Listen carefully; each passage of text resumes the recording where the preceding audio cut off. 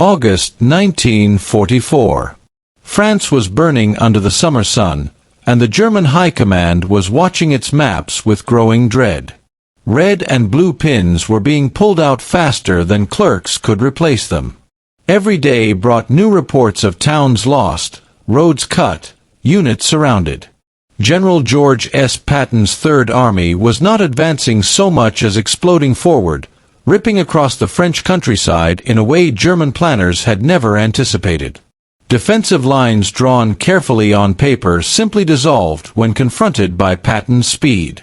What terrified Berlin wasn't just how fast the Americans were moving, but how little time there was to react.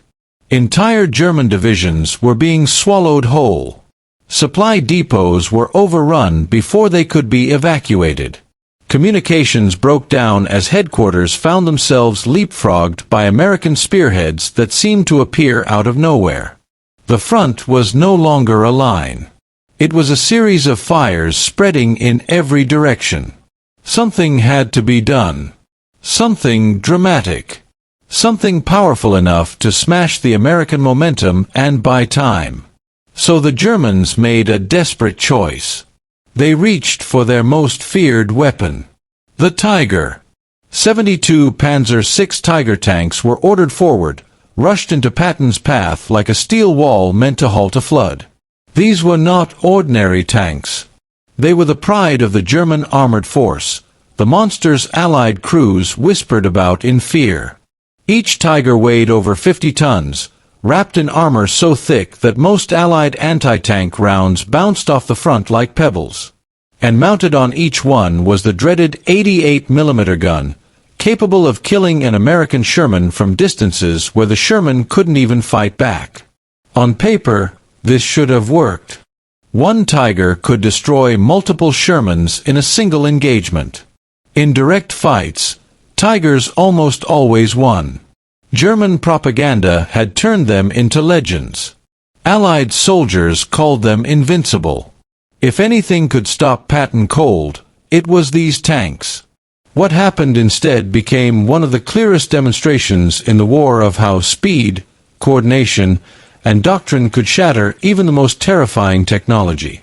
To understand why, you have to understand what the Tiger really was. The Panzer VI was a brute, designed for dominance in set battles. From a prepared position, hull down behind terrain, its advantages were overwhelming. Thick frontal armor. Long-range killing power. Crews trained to pick off enemy tanks one by one. In those conditions, Tigers were nightmares. Entire Allied columns had been stalled by a single well-placed Tiger.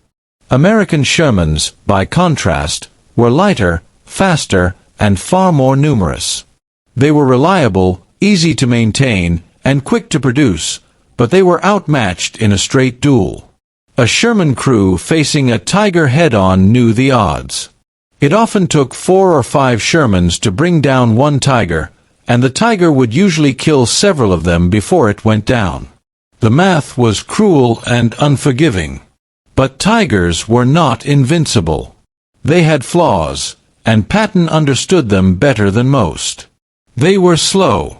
On a good road, with a skilled crew, a Tiger might reach 25 miles per hour, and that was optimistic. Off-road, it was worse. They couldn't chase a fast enemy or redeploy quickly.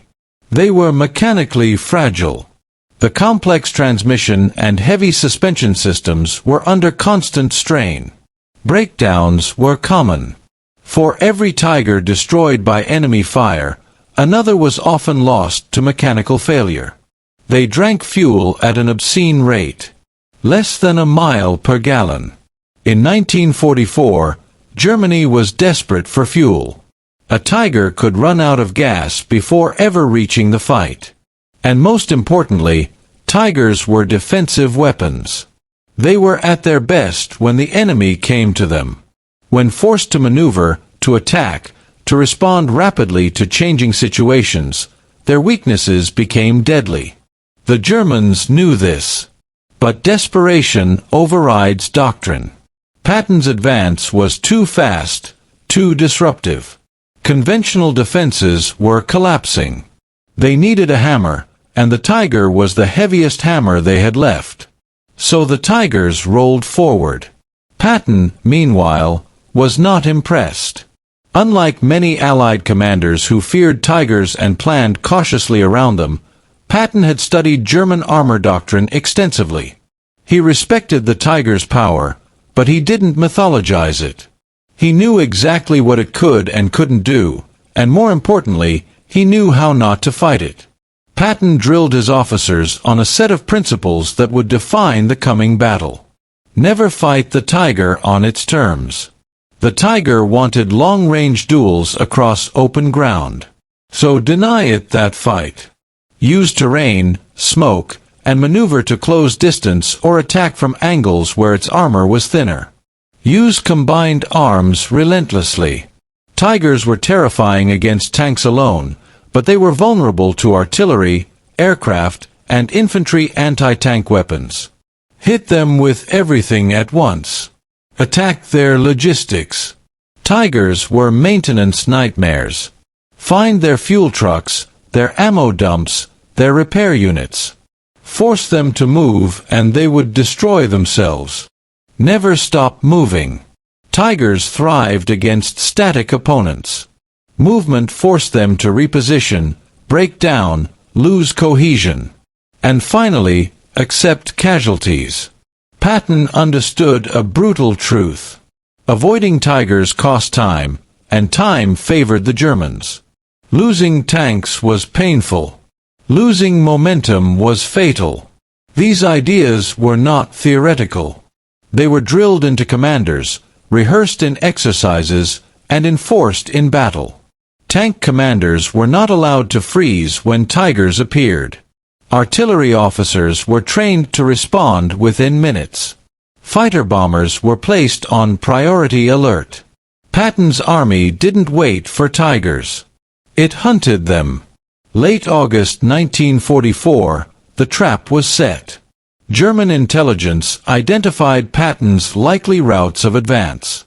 Tigers were dug into textbook defensive positions, hull down behind ridgelines and terrain features. Their guns covered open approaches where American armor would be forced to cross. On paper, it was perfect. American tanks would advance, Tigers would engage at long range, Shermans would burn, and the advance would stall. The Germans would gain precious time. That was the plan. It unraveled almost immediately. 12 hours after insertion, they were overlooking the VC base camp. They had approached so quietly they crossed a sentry trail without being detected. They lay within 10 meters of enemy positions for nearly an hour, waiting for guard rotations. They observed for 6 hours. Counted bunkers. Identified weapons. Photographed leadership. Then they withdrew exactly the way they came in, leaving no trace.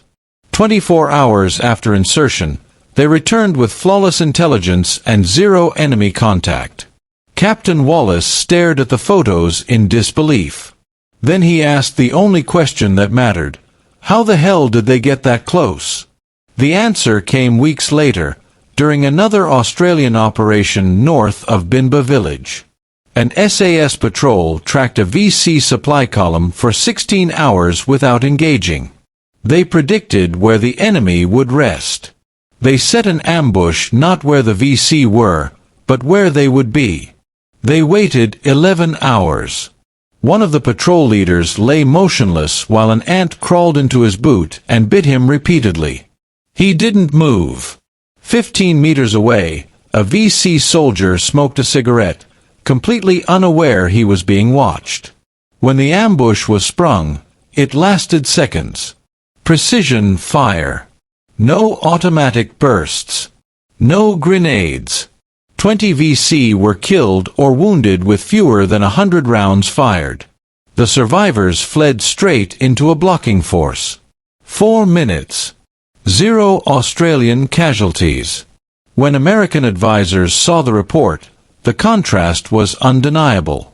General Creighton Abrams took notice. He ordered cross-training. Captain Wallace volunteered immediately. What the Australians explained overturned everything Wallace thought he knew.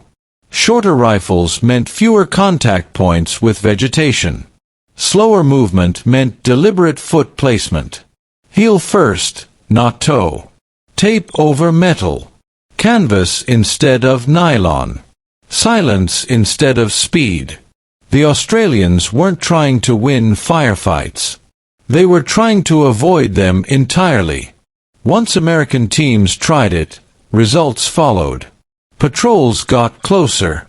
Casualties dropped. Intelligence quality skyrocketed. Resistance remained, because pride always lingers, but reality was hard to argue with. By late 1968, Australian-style techniques were quietly spreading through SOG units. Not in manuals. Through word of mouth. Veteran to rookie. Survival to survival. Years later, those lessons shaped modern special operations doctrine. Shorter rifles. Environmental adaptation.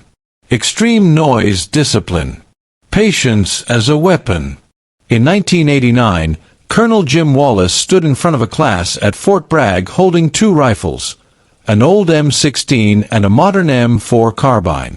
He told them why the shorter weapon existed. Because of Australians in Vietnam who understood something Americans didn't, at first. In jungle warfare, invisibility matters more than firepower. Patience matters more than aggression. Wallace smiled, remembering how wrong he had been. And how expensive that lesson was. Sometimes, the people you think are idiots are the ones who save your life.